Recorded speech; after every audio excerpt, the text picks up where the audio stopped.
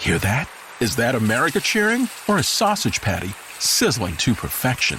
It's time to cheer for Egg McMuffin and fresh cracked eggs at McDonald's. It's time to wake up to the aroma of freshly baked biscuits and treat yourself to a real honest-to-goodness morning meal. Breakfast, it's on at McDonald's. Now get any breakfast sandwich for just $2. Available only through the app. Mobile order and pay available at participating McDonald's. McD app download and registration required. Check out the latest footwear innovation from Adidas, the Adizero Adios Pro 2, which features carbon fiber energy rods that are both lightweight and precisely tuned for a more anatomical transition. Everything from the ultra-light polyester upper to the re-sculpted midsole and the reinvented outsoles are designed for speed. Visit adidas.com to learn more today.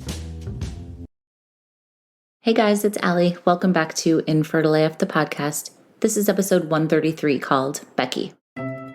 Today's episode is sponsored by Vios Fertility Institute.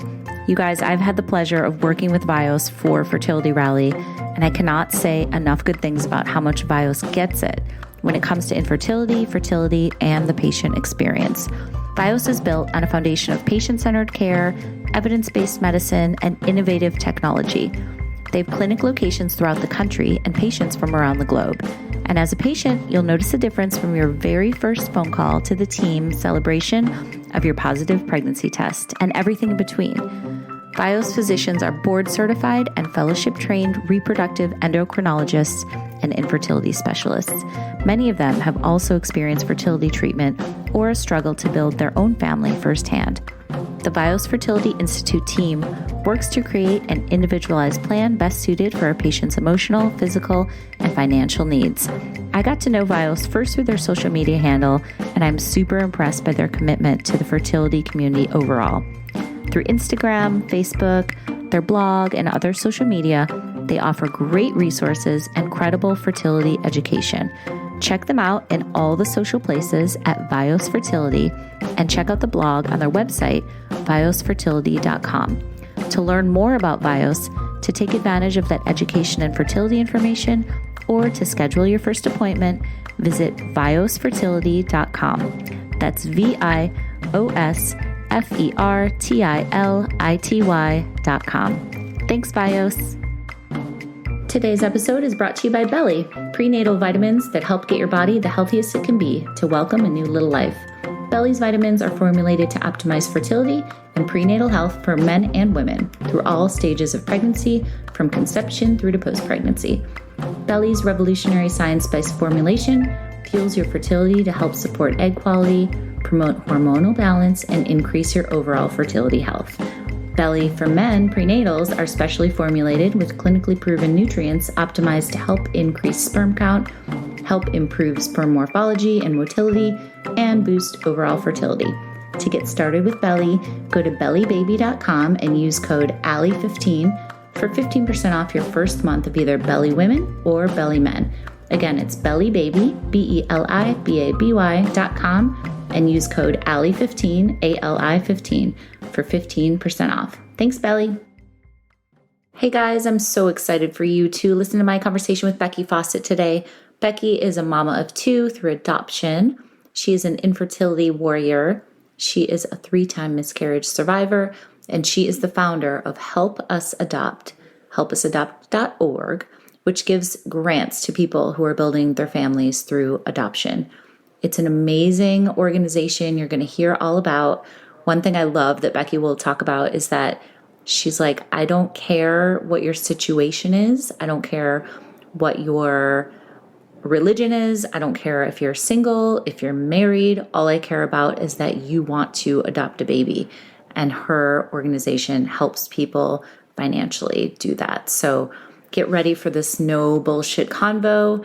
She's incredible. We're going to talk about adoption and infertility and loss and miscarriage and all the things. So without further ado, this is Becky's infertility story.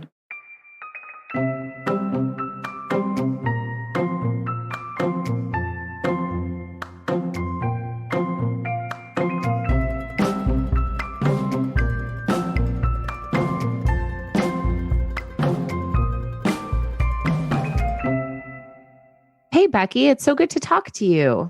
Allison, I'm so grateful to be with you today. Thank you so much. So I want to kind of give the overview of what we're going to talk about. We're obviously going to get into your fertility and infertility journey, but I think one of the important things that you wanted to stress, and I want to share too, is just kind of what do you do if IVF doesn't work out? What roads can you go down and how can you keep your options open? So let's start at the beginning with you. Did you always want to have kids? Yeah. I'm the oldest of 5. And, while all my friends were waitressing and, working in a shop as teenagers, I was babysitting. Mm-hmm. It's really ironic. Like I was babysitting. I just figured that was a better route to make money. I liked being around kids. I always liked people that way. So, I used to laugh that I didn't have a social life growing up because I was always babysitting to fuel my clothes habit. Even as a teenager, I had a clothes habit. And then, but it wasn't like I had to have babies early. Like that was never, because being the oldest of 5, I knew what was involved. I really do feel like I played a part in raising some of my younger siblings. And maybe my youngest sister would still feel today that I am part mother to her. What's the age difference between you and your 20 siblings? years. Okay. 20 years between the bookend girls and then 3 boys in the middle. Mm-hmm. And, it really was fun. And so when I got married early. I was 26 when I got married, which by these days is early. Yeah, I was 27 and it didn't seem young at the time, but today it does seem young. Today, I think I was like the last person to get married. And then all my friends got married in their 30s. Mm-hmm. It was really weird. But anyway, I didn't want to have a baby right away because I knew that I had to be prepared. At least for me, I felt that I had to be prepared to give up my career because you never know what your child is going to need. And you never know if you're not going to want to work afterwards. So I really got to a point where I felt I was ready. My husband was ready. We'd traveled enough. I had my career and I felt I could give it all up if that was what was needed of me after becoming a mother. Okay. So at the ripe old age of 31, we started trying. Mm-hmm. Well, that was, who knows, right? Who knows if that was too late? Who knows if it wouldn't have worked earlier? I'll never know. Mm-hmm. It's sort of one of the gifts that keeps on giving from infertility. But at this point in my life, that part doesn't matter. But it did matter back then. You just second guess all your decisions. Mm-hmm. The long story short is that we tried for a year and a half, went to an infertility doctor, were basically told no, what is it? Clomid, is that the drug that you can do with IUI? Like yes. None of that stuff. You were going straight to IVF and I almost died. Okay. So tell me, let's backtrack just a little bit. What was going on in that year and a half? Were you not getting pregnant or you were I didn't get losses? Didn't get pregnant. Okay. Didn't get pregnant. So why did they want you to skip IUI and go right to IVF? Because we had male infertility once the testing was done. Okay. So we had male infertility that was easy. And then, no one knew with me what was really going on. So we went straight to IVF and ICSI. And I got pregnant on the first round. And I tell this story. I know it doesn't make me look very good, but I am honest and transparent. And I know I'm not alone. I got pregnant on that first round of IVF. And I thought to myself, as I sat in that office, I dodged a bullet. I dodged a bullet. Mm-hmm. And then I had a miscarriage at 16 weeks. Oh, sorry. Everybody knew. As a publicist, I owned my own company. I used to be director of marketing for Philadelphia Magazine. So my Rolodex, and that's a dated term, but my Rolodex, I sent out 600 emails and couldn't even cover ground. About your loss? Yeah, because I was 16 weeks pregnant. I'd told the world. Yeah. And news traveled. I mean, it's terrible to say, but everybody was like, well, you've been married for 5 years. We were wondering when you were going to have a baby, blah, blah, blah, blah. So the world knew. Everybody knew. And so, you go into the next round. It didn't work. Round 3 did work. And I thought, thank God.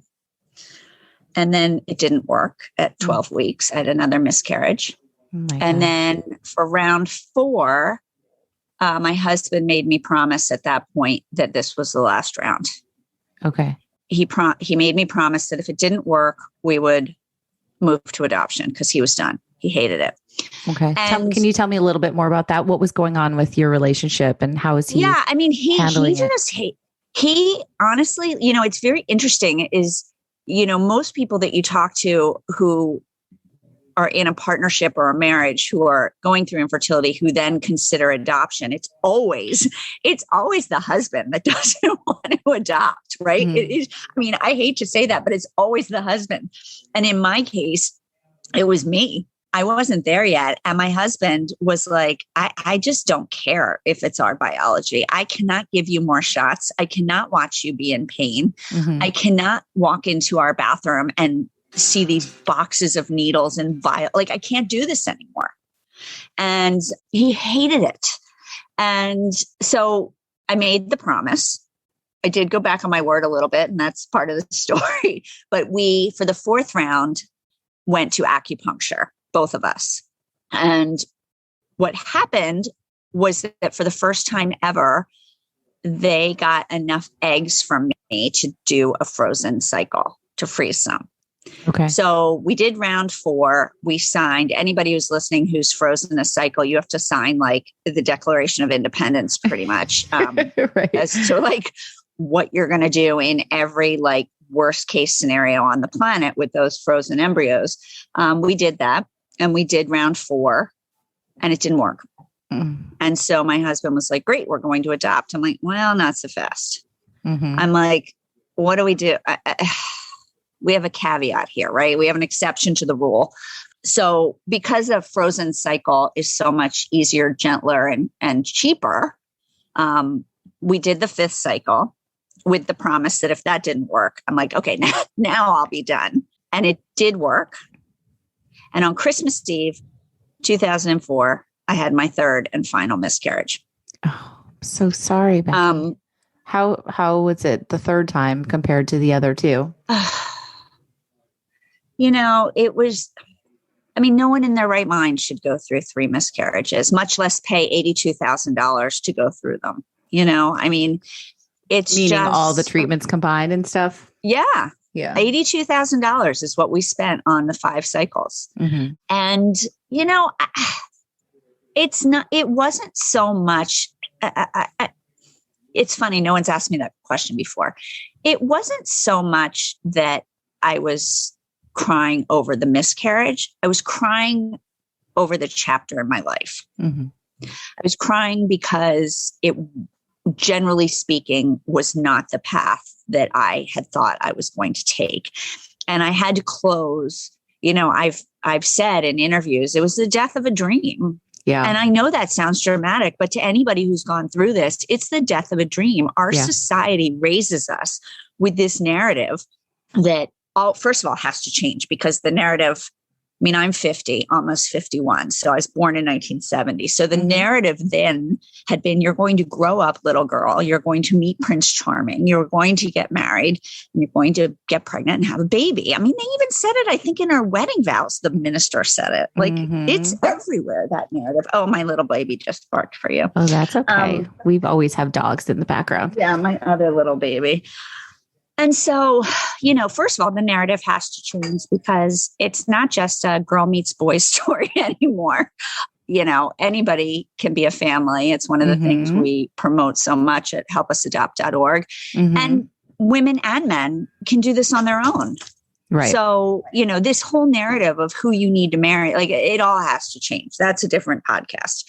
Right. But I think it's so important that you talk about the death of a dream. I don't think it's dramatic. I think anybody who's listening to this can relate to that. And we're programmed, Allison. We're programmed since we are kids. Right. And, then you feel, I grew up, in a place where everybody was the same and everybody did the same thing, and people didn't march to their own drum. And if you marched to your own drum, you were weird. And here I found myself in my early 30s marching to a really different drum.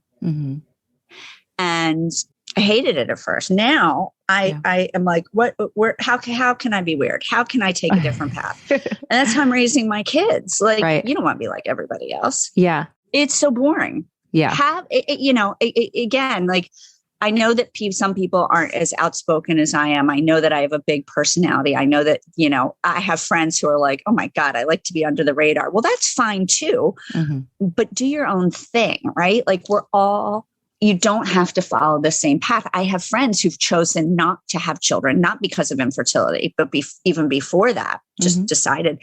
And back, 10 or 15 years ago, probably even today, actually, who are we kidding? That gets weird looks from people. I think it's one of the bravest things to say out loud. Yeah, I agree. I'm just not cut out for motherhood, right? I'm not going to do it. And I'm either going alone or I found a partner who feels the same way. And I love to be an aunt and he loves to be an uncle, but we're not having a baby of our own. And I think that is a very brave, courageous thing to say. And I applaud my friends. And those friends of mine have supported my work at Help Us Adopt since the beginning, because they're still part of a family, right? And that's what we're trying to talk about. We're trying to change this narrative of what is a family, right? And how does a family form, right? It doesn't just form from the belly. Exactly. There's so many different ways to do it nowadays, obviously. So let's go back to your story. So what happened? So you had done the final transfer. So we did the final transfer. Christmas pretty much sucked. What did you do? Everybody, in terms of like support, back. Oh, I did nothing. Then. No one wanted to talk about this. There weren't really support groups back. My oldest is 15. So this was, 16, 17, 18 years ago, I was going through this. Like, I think the support groups that were offered to me were like, at 3 a.m. in a church basement. So no one saw you coming and leaving type thing. Like, I'm not doing that. Right. I was like, and also I'm a pretty hardwired girl that I can do a lot of stuff on my own. It's not always the best choice. I will admit that, but I can do it. Right. What about friends and family? It's usually, my husband's actually here today, so he can hear me say this, but usually if someone were to like look into our relationship, they would say that I'm the strong one and that I propel us forward, and which may or may not be true. I say laughing. But during these infertility years, he was the strong one. He held me upright. He just kept going. And I think he was equally sad. But for some reason, he just believed in adoption before I did. Okay. He saw beyond the biology before I did. Okay. And I don't know what made him do that, except that he's a pretty terrific person. It didn't matter. Yeah. And, I don't know. It was very, very interesting when you take a look at it all. But it was, I was just on a relationship podcast a few weeks ago. And, I was like, why is this divorce attorney asking me to be on a relationship podcast? And the answer was, so many people break up over this childbearing issue. Yeah, absolutely. And he wanted to know why we didn't. And, I don't know. I mean, I don't know why some people do and some people don't. I think it was just our commitment to each other and this family. And we were both on the same page eventually within a couple months of each other. So I think if it had been a different story and like years of not being on the same page, then that would have been different. Well, I've talked a lot about my relationship with my husband before going through this. And, we got to a really low place and we weren't sure if we were going to make it through either. But I always say, marriage is a decision and it doesn't just happen. You have to make a decision. And we made a decision that we wanted to make it work, even though it was so hard. So, I mean, I didn't marry him to have a baby with him. That was sort of what was going to happen along the road. Right. I married him to be with him. That makes sense. So when did you guys start talking like in earnest about the adoption route? So I am a girl who always likes to know what's happening next. I'm an entrepreneur by nature. And so I'm always looking, ahead. I don't like surprises. I always need to start planning like 6 months out and to see what's going on. So I'm prepared. And so honestly, before the last cycle, I really didn't have, let's be honest, I wasn't being negative. I didn't have a lot of reason to believe that last cycle was going to work. because even though all my issues were unidentified, it's very clear that my body did not want to hold a pregnancy for whatever reason. Okay. Which, as it turns out in life, was probably the greatest thing that ever happened to me. But we'll get to that later. So before the third one, I just started doing my homework on adoption attorneys. And my dad was very helpful. His best friend from growing up is a lawyer. And, I was like, would you please, reach out to Albert and see if he knows of anybody? Because again, no one wanted to talk about this. And the few people who I did know who adopted, they just weren't helpful. They weren't helpful. It was just really Why do you think they weren't? Because no one wants to talk about this, because it's around infertility and it's around sex and it's around your body not working and failure and all these things. And then people pretending these babies came out of their body, which they did not. We can get to talk to that. I mean, that's a fact. It's not rude. It's not mean for me to say that about my children. It's a fact. They did not come out of my body. And people like to pretend that life goes on. Nothing happened here, nothing to see. Gotcha. And so that was not helpful to me. So it's funny, I go back now and I see all the progressions that like put me in this place to be this fierce advocate for other people going through infertility and adoption and these children. And that was one of them. I mean, I just decided that the minute those babies were in my arms, I was going to tell them they were adopted. This was going to become a very loud vocal piece of our story. I had no idea I was going to create Help Us Adopt at the time. I was still a publicist. That is what I thought my life was going to be. But I was like, I'm going to talk about this a lot because this is crap. And I am going to help the people in line behind me. Right. That was sort of my mission. So we got 3 adoption attorney referrals. One was horrific. He was so gross. And I can't even tell you how awful the meeting was. And we both left. And I was like, well, I would rather be childless than work with that man. In what way? What happened? Oh, he was just gross. I'm going to leave it at that, is that he was indicted by the FBI a few years ago. Okay. No one should have been referring this man out. And I just had that heebie-jeebie feeling the minute we met him. Okay. Very awful person.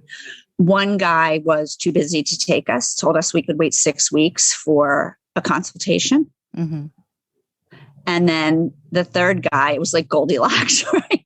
I mean, the third guy, oh my God, he was just wonderful. Like within 5 minutes of sitting there, I was like, oh, someone's going to take care of me.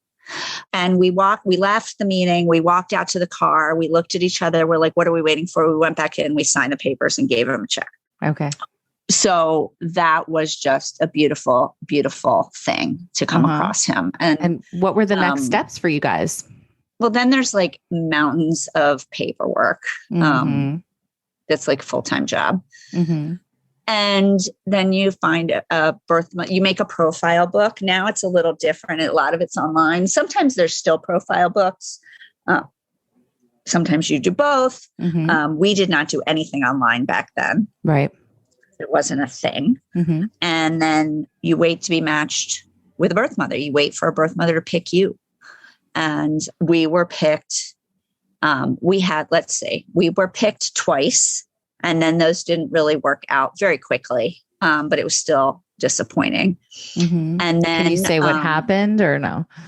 So the first one was a woman who was unexpectedly pregnant, who was, believe it or not, in her 40s, which is not what people think birth mother wise. So I'm just here to tell you that whatever you think the stereotypical birth mother is, please etch a sketch your brain and forget that stereotype, because there is not a typical birth mother out there. Right. So we had a phone call with her. She loved us. And she said she was going to place the baby because she was actually had grown children at 40, as you can imagine. And she's like, I'm with a man who I love, who I want to spend my life with, but there's no way he's going to want to have a baby. And we were like, all right, well, that sounds reasonable.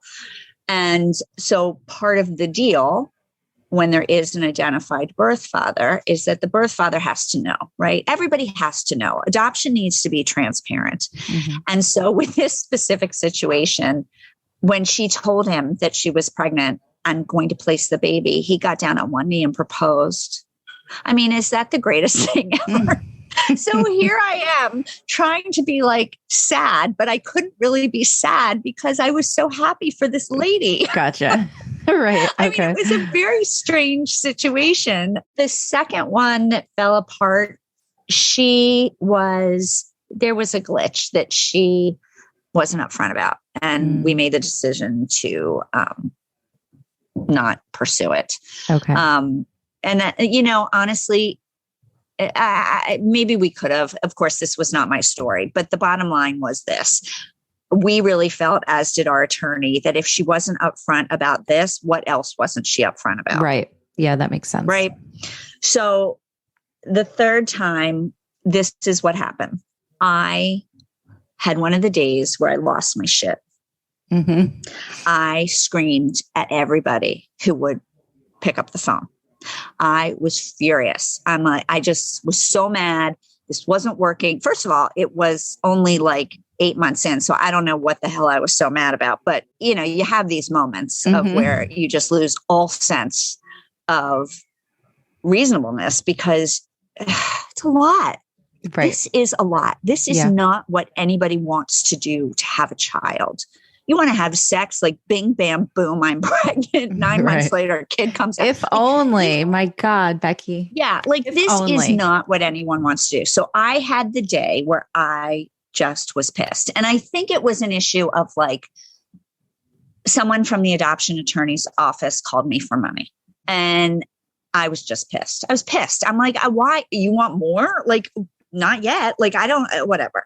Mm-hmm. And that's not to say they weren't doing their job. And I don't mean it in a negative way towards them at all. Right. But it just hit me on the wrong day. Yeah, that's fair. So, you're allowed to have those moments. I'm screaming at everybody. I'm in my office and I hang up with one person screaming. And then literally like 30 seconds later, my phone rings and I'm pretty convinced it's someone else from the office calling me to tell me I'm being crazy and calm down. And it was our social worker calling to say a woman, and now I'm going to cry. A woman has picked you and she's due on November 7th. And I said, wait a minute, this was in September of 2005. And I go, wait, second, like SECOND? And she goes, no, 7th, as in 7, 8, 9. And I go, that's my husband's birthday. Oh, wow. This is it. Cool. And it was. And my daughter was born October 29th. I was actually in the delivery room with her birth mother when she came into this world. And, it is an open adoption. We have not seen her in 15 years. Can you tell it for people who might not know? Can you tell us what that means exactly? Yeah. So an open adoption means everybody knows who everybody is. And we can talk about it a little more if you want to, but like it was the scariest piece for me because, I watched the news and I read saw Lifetime Movies of the Week and read People Magazine. And, I was terrified of this woman. It turns out she's just a human being who was just as terrified of me. Turns out it is one of the most beautiful relationships in my life. Turns out she's actually coming to New York City in 3 weeks. And we're all seeing each other again. And my daughter will meet her in person for the first time. Wow. Turns out she's my friend. Okay. Turns out we're in this together, and we laugh about it. I'm like, did you ever think we would be friends? She's like, my God, no, they never told me it was possible. And I'm like, well, they never told me it was possible, which add to the list of things that no one wants to talk about. Sure. Check out the latest footwear innovation from Adidas, the Adizero Adios Pro 2, which features carbon fiber energy rods that are both lightweight and precisely tuned for a more anatomical transition. Everything from the ultra-light polyester upper to the resculpted midsole and the reinvented outsoles are designed for speed. Visit adidas.com to learn more today. Some read self-help books. Others use meditation. At New Balance, it's believed that peace can be found with a run. You're never truly prepared for adversity. But certain things serve as a guide for moving forward. Whether sprinting or running marathons, the physical and mental requirements become ingrained. Visualizing an outcome, synchronizing breath and body, pushing past pain and fatigue. Those hard-learned lessons serve as a blueprint for overcoming obstacles and achieving balance in life. Go beyond the run at newbalance.com. So these are the things. What harm would that have done to all of us? I mean, I can't imagine my life without this woman. Right. And my daughter has every piece of her puzzle she could possibly imagine. Mm-hmm. How do you think the meeting will go? How's your daughter feeling about it? Is she nervous? We're good. We're good. I mean, it's, I don't know. I think I'm going to hyperventilate, cry the minute I see her. Sure. This woman, as I said to her, every time I talk to her, I'm like, you changed my life. A lot of people think you adopted the baby. She was in a terrible spot. She chose to place the baby. You saved her. Well, I don't agree with that. Yeah. She saved me. We saved each other. And I think that, I've been told my kids have a pretty healthy view on being adopted and dealing with it all. And I go, I think it's because we talk about it. I think it's because there's respect, right? Mm-hmm. This isn't, I've heard people say terrible things about their children's birth mothers over the years. And I just can't imagine what their kid thinks when they say that. Mm-hmm. No one's perfect. Right. We have all made decisions that maybe we're not thrilled with if our history got put on display, right? Let's be totally, totally honest. Right. But I'm so excited to see her. And, I'm so excited for my daughter to see who she looks like. Right. Can you take me back to that day when your daughter was born? And then, you would know better than me, and we'll get into Help Us Adopt and what you're doing now. But, there's that period of time when the birth mother can still change her mind, correct? Yeah. Yeah. Tell me, how was that for you? What did that look like for you guys? We actually stayed in the hospital. The hospital could not have been nicer to us. We had a hotel room. They had an empty room. The hotel let us cancel without any fees, obviously, because the story was like a storybook. And we stayed in the hospital with the baby. And, one thing I do want to backtrack to is just in the delivery room is I think there's two issues sometimes with moms who adopt. And it's I've been asked all the time, one of the rude questions I get is, do you wish you'd had your own children? Do you ever wish? Mm. And what I always try to tell people is that is a horribly worded question. Mm-hmm. I do have my own children. Thank you very much. Says 2 birth certificates and a judge. What you're asking me is, do I wish I was ever pregnant? Do I ever have that moment where I wished I was pregnant? A lot of women love that moment. I was never that woman. Mm-hmm. But I think this is, again, something we have to talk about that no one wants to talk about. But, I think there are some women who really do feel that they missed out on being pregnant. I was not one of them. Yeah. I try to be totally sympathetic to those who are, and I've had rude people tell me, oh, don't worry, we still think of you as a mom, even though you didn't give birth. Well, oh my God. I mean, what is wrong with these people? Yeah. This is where I lose my filter and I lose my patience.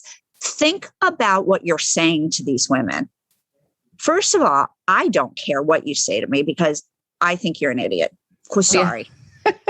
But there are other women, and I usually tell people that too. I'm like, you are so rude and unkind in the way you are asking me these questions. But there are some women who that will send them hiding in their closet crying for 3 days. Yeah. And so I speak up on behalf of those women because while I personally don't care, I feel that it took me 9 years to have 2 babies. So I pretty much feel like I've been through labor 10 times, if you want to know the honest truth. Mm-hmm. And I don't feel I'm less of a woman. I don't feel I missed out on an experience. I just got to do it differently. Mm-hmm. But I really wish women would be kinder to each other during this struggle. Absolutely. I really think it is absolutely competitive and it's bullshit. Mm-hmm. It just is bullshit. And it's the same way, like people, now I'm 50. I'm Go for it. Go for it. I'm so proud of being 50, almost 51. Yeah. But like gone are the days of really my friends being pregnant. Right. But there were times recently, like people didn't want to tell me they were pregnant. They would text me, and that like flew me. The last person that texted me got the wrath of Becky, because I'm like, who else did you text? I'm like, they didn't want to text you because they thought it might be triggering to you? Yeah. Or, okay. No, because let's be honest, they thought it was triggering to them. Let's be honest, had nothing to do with me. They didn't want to tell me because they thought it was going to be an uncomfortable moment. And I was like, first of all, I deserve better than that. Second of all, I'm like, my kids were how old when that happened? Probably like 10 and 7. And I was like, do you still think I'm there? Like, do you really still think I'm there? Right. Yeah. And even if it was back when I was struggling, I deserve better from my friends. I deserve better. I deserved the uncomfortable phone call because I mattered that much. Right. I don't deserve text.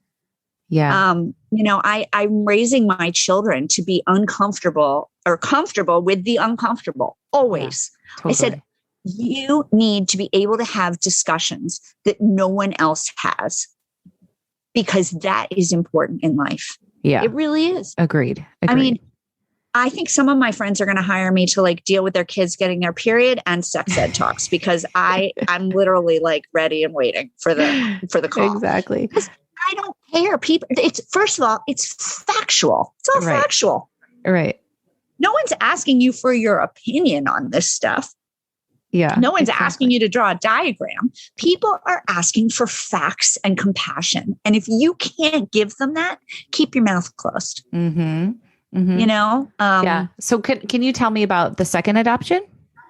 So the second adoption was a nightmare. Oh no, what happened? No. Oh my God. The second adoption. So I moved from Pennsylvania to New York City and could not use the same attorney because he's not licensed in New York. New York has some trickier adoption laws. And so whatever, I'm not going to name names. There's no reason. It was whatever. It happened. It happened. It taught me so much. It's made me better at my job and understanding how to help other people anticipate what's involved with adoption and all these things. Because let's be honest, I left my first adoption thinking, how hard could this be as long as you have the money to pay for it? And the second time I was pretty much handed my head on a platter.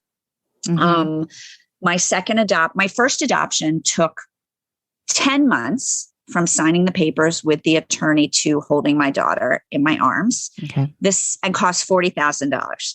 My second adoption took 2.5 years and cost $63,000. I stopped counting. Okay. So why did it take so long, and why was it so much more expensive? Because not every adoption professional has the same process. And I didn't know that. There was, I don't want to get into a mudslinging thing because it was so long ago. But like when I talk to people about adoption, I'm like, you need to know how many families they work with, what exactly at one time, what exactly is their process, what is the timing.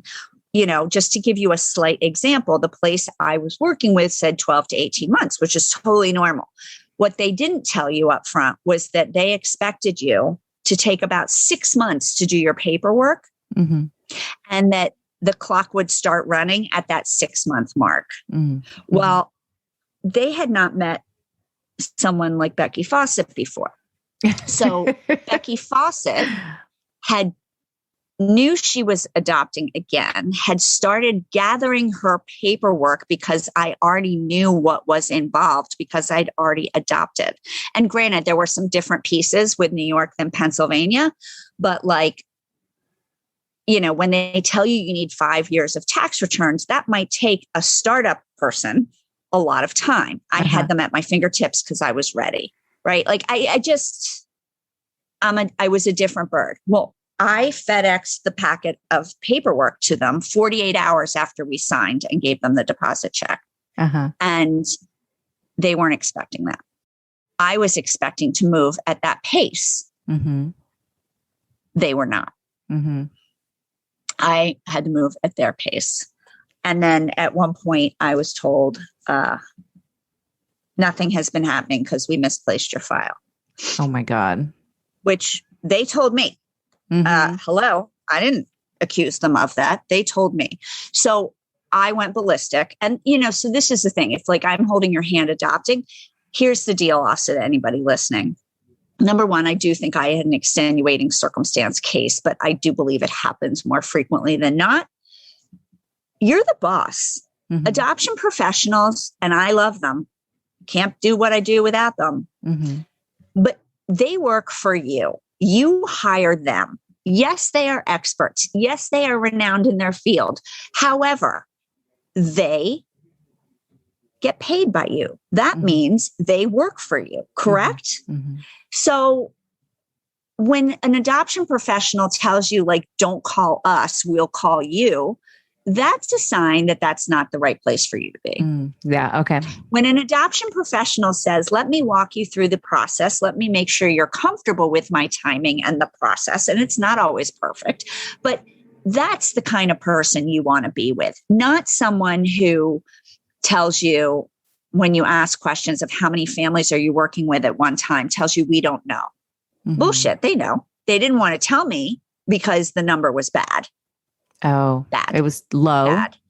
It was high. Oh, which it was meant high. Okay. Like you're not going to get personal attention. High. Yeah. Which meant I wasn't going to get a baby anytime soon. Mm-hmm. So, all these things that I, sort of give advice to is, listen, like any group of professionals out there, there are some really good people and there's some really bad people. Take any category. Take any category. Sure. I'm not being accusatory. It's again, I really only like to deal with facts in my life, and I have some facts. Right. So, and again, had that been my first adoption, would I have been fine with everything? Maybe. Mm-hmm. Maybe I wouldn't have known any better. But what I like to tell people is, like, they knew exactly who I was. They knew I already had an adopted child. They knew where I had adopted from. Like, they knew everything. So that's on them, quite frankly. So at any rate, now, my youngest daughter, I was not in the delivery room with her birth mother. This was like the week of Thanksgiving, and I couldn't get from New York to Texas. I think I called the airline and, like, literally I was going to need like another $10,000 to get to Texas. It was ridiculous because what they were charging, it was Thanksgiving. And at first, when the woman gave me these flights, I said, ma'am, I'm so sorry. Did you think I said first class? I don't fly first class. I'm like, I meant coach. And she was like, ma'am, that is coach. You're calling us the week of Thanksgiving to fly to Texas from New York. Like, that's coach.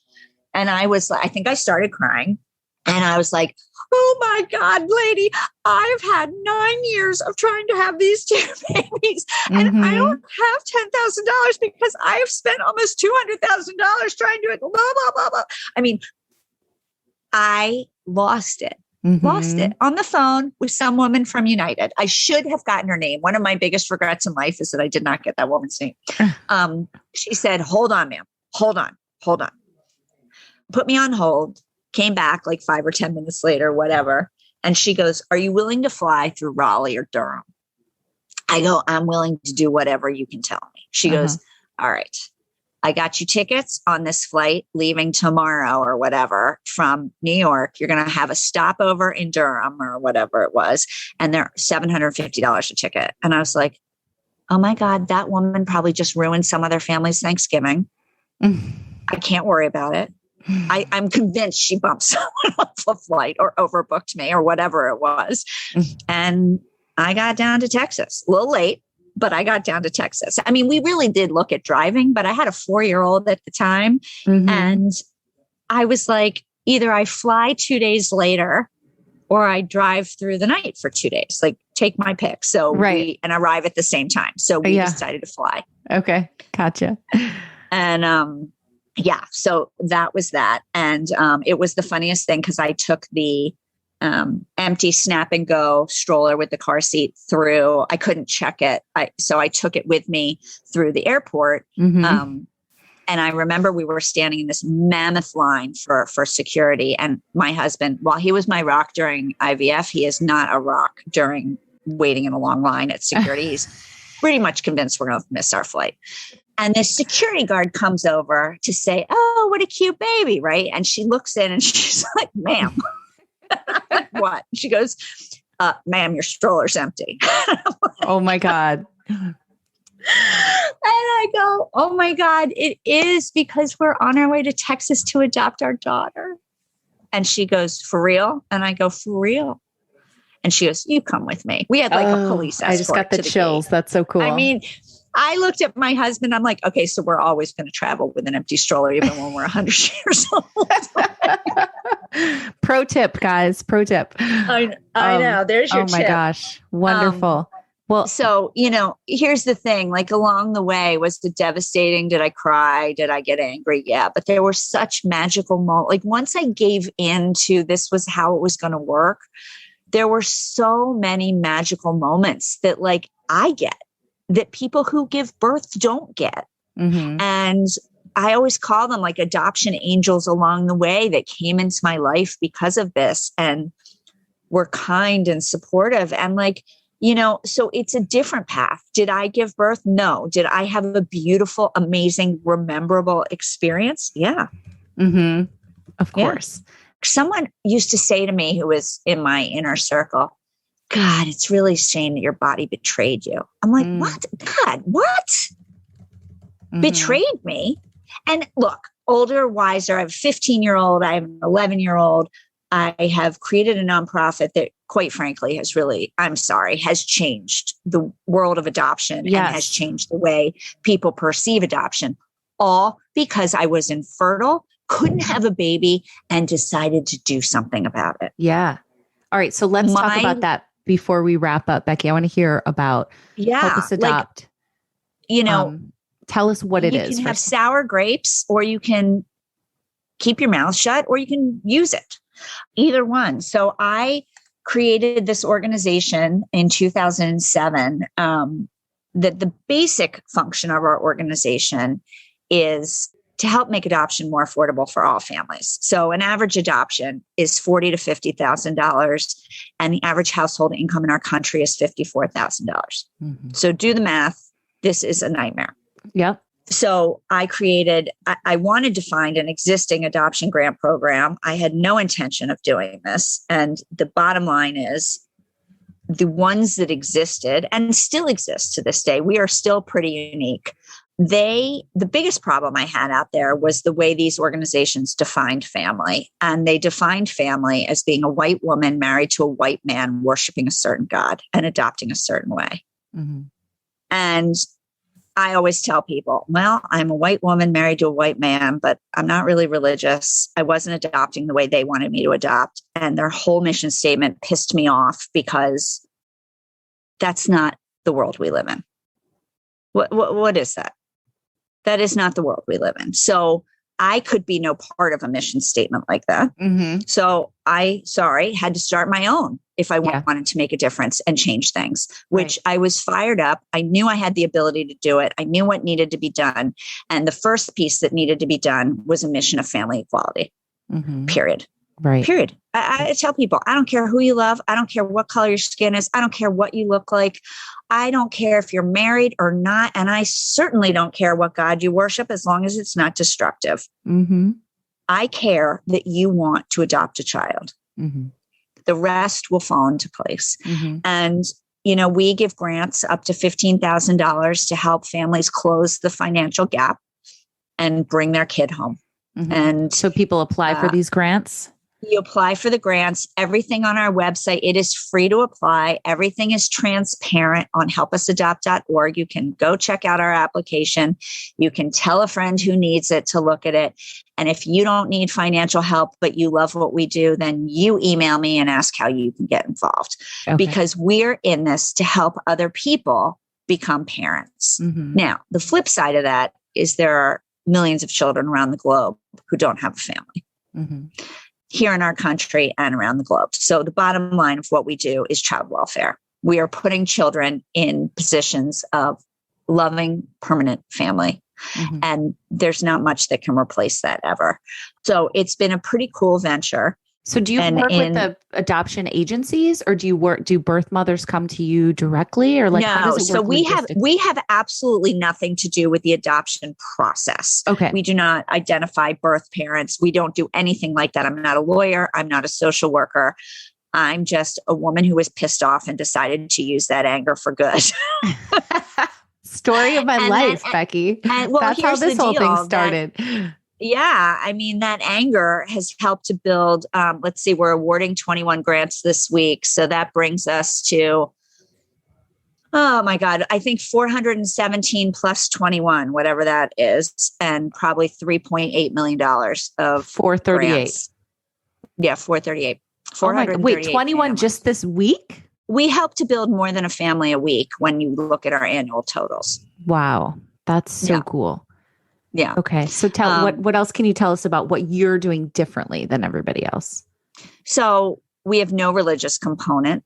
Some organizations need an interview with your pastor. I have no comment on that. Some need a significant statement of faith. Again, I don't care if you're religious. I just don't quite frankly see what that has to do with adopting a child. So we don't have any religious component. We welcome all types of families. I mean, I tell people, like, not just lesbian and gay, but the T in LGBT is welcome. Transgendered families are welcome at our organization. Black people, white people, Arab people, Muslim people, Mexican.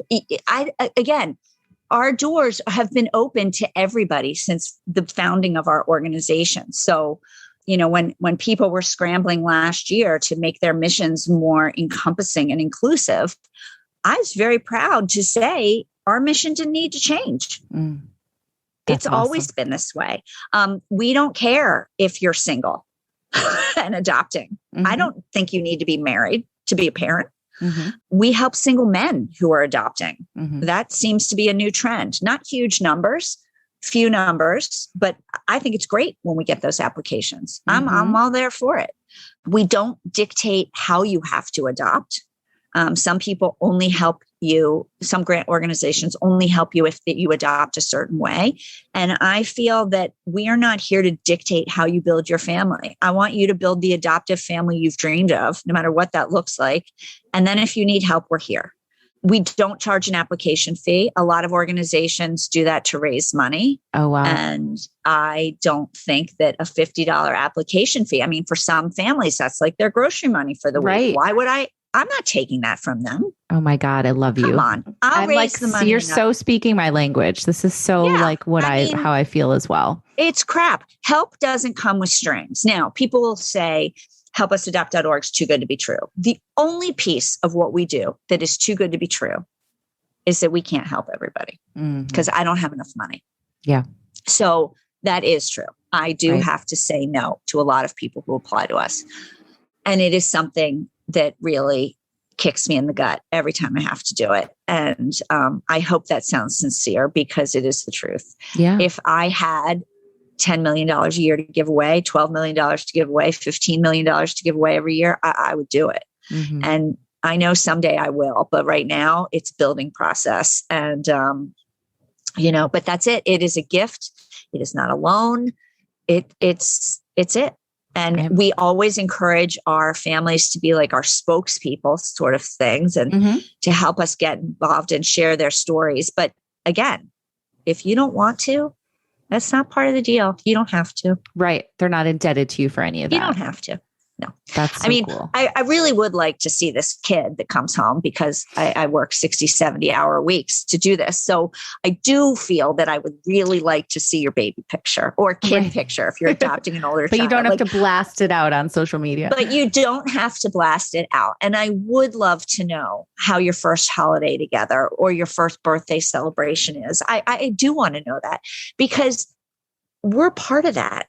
Yeah. We take it very personally, the work that we do. And like when I get those notes, I remember why I get up every day. Right. And hit the ground running. So it's all good. It's all good.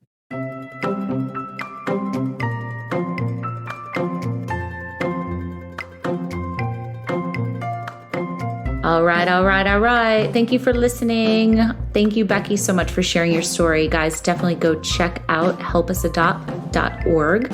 They have a grant program. They've given away tens of thousands, if not hundreds of thousands of dollars worth of grants, which is just amazing. Becky has such a big heart. She really wants to help people, and I love that. So check them out. And also don't forget to check out Fertility Rally if you are looking for a community to hold your hand as you're going through this shitty road.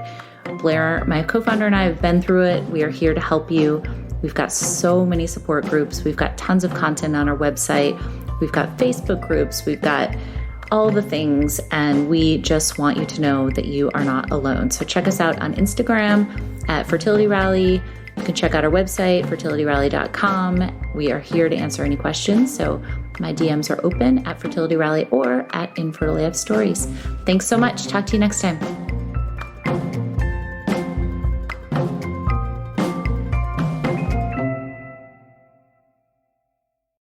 Check out the latest footwear innovation from Adidas, the Adizero Adios Pro 2, which features carbon fiber energy rods that are both lightweight and precisely tuned for a more anatomical transition. Everything from the ultra-light polyester upper to the resculpted midsole and the reinvented outsoles are designed for speed. Visit adidas.com to learn more today.